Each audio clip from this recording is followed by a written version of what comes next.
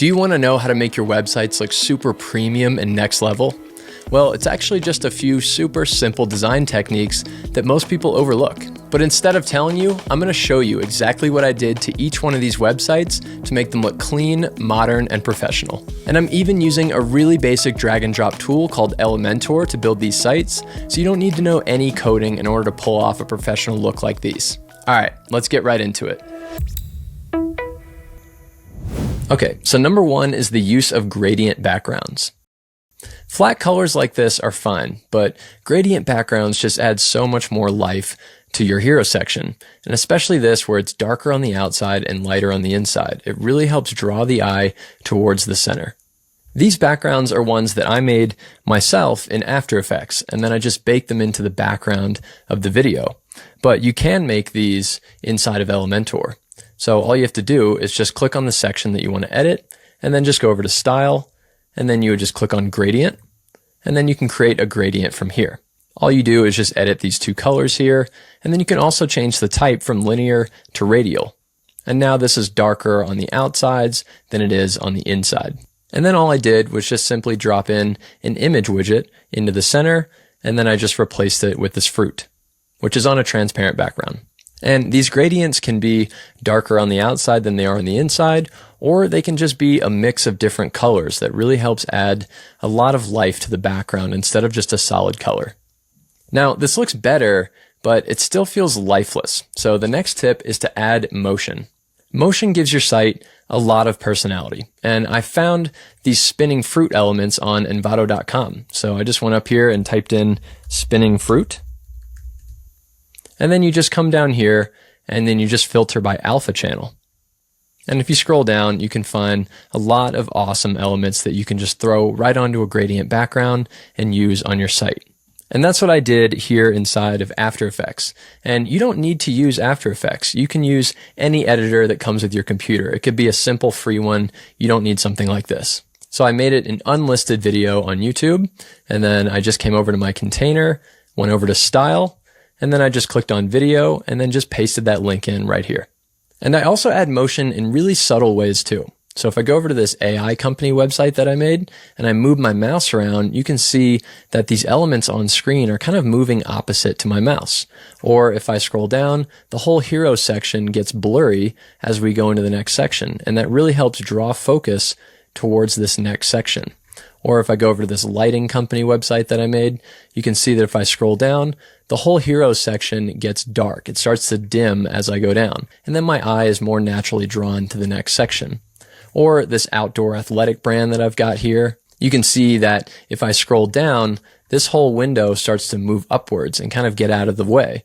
And it's just a little bit of subtle movement, but again, it really helps draw your eye towards this next section. And if you have Elementor Pro, you can achieve effects like this by just going over to the section that you want to animate and clicking on it, and then going over to the Advanced tab, and then coming down to Motion Effects.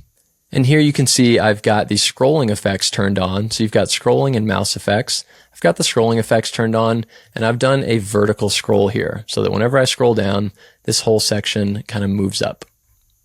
This tab inside of Elementor Pro is super, super helpful. Also, if you want Elementor Pro, I'll put a link down in the description so you can go get that.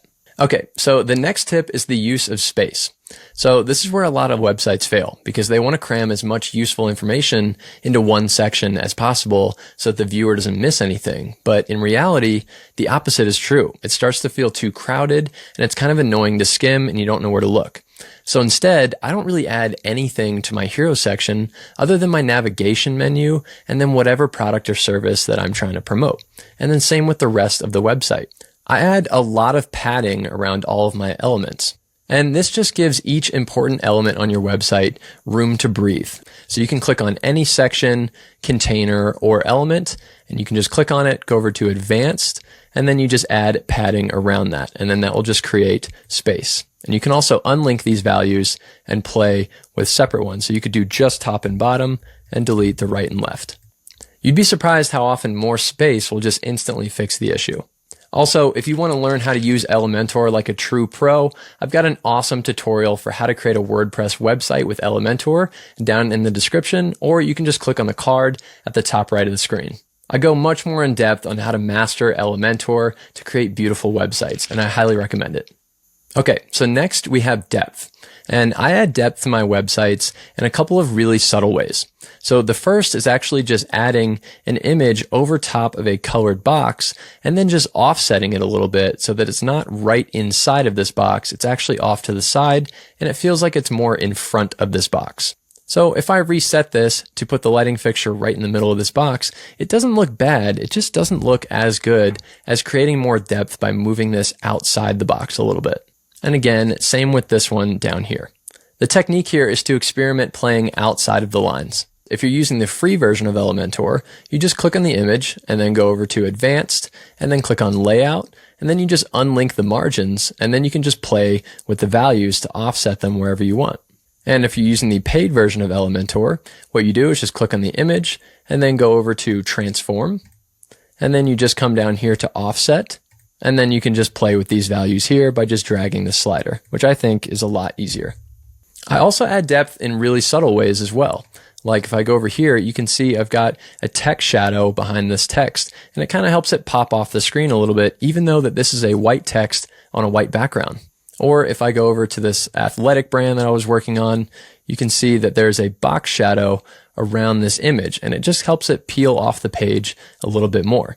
So to achieve an effect like this, you just click on the image or container, anything that you want to add a shadow to, and you just go over to Style, and then you can see Box Shadow down here. You just click on that and then adjust accordingly. So you can see if I move this up and down, that box shadow is getting bigger or smaller. So last but not least, we have color cohesiveness, or the use of a color palette.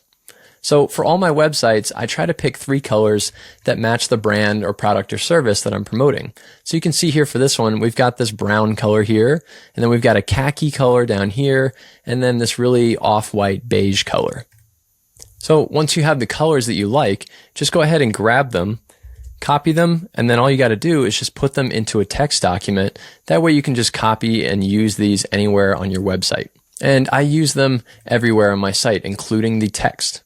And you can see on my AI website that we've got this kind of orangish reddish color. And if I scroll down, I use that orange down in this section as well. And this is only 2 colors. This is just black and orange.